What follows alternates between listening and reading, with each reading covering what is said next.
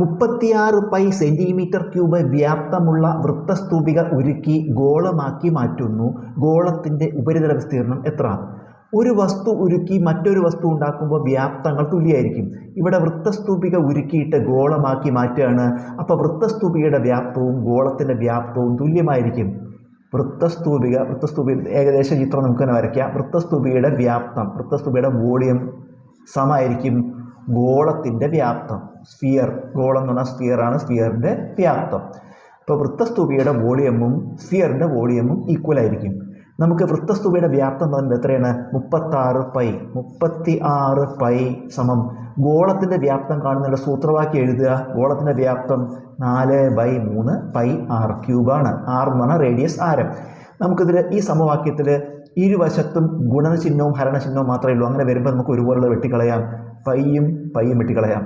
ബാക്കി R cube കാണുമ്പോൾ into 4/3 ഇങ്ങോട്ട് കൊണ്ടുവരണം.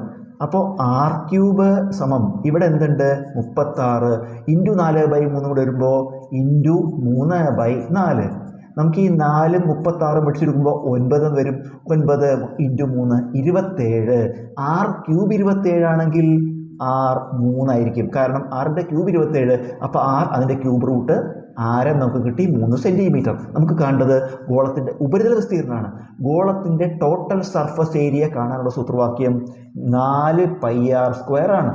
നമുക്കതിൻ്റെ വില കൊടുക്കാം.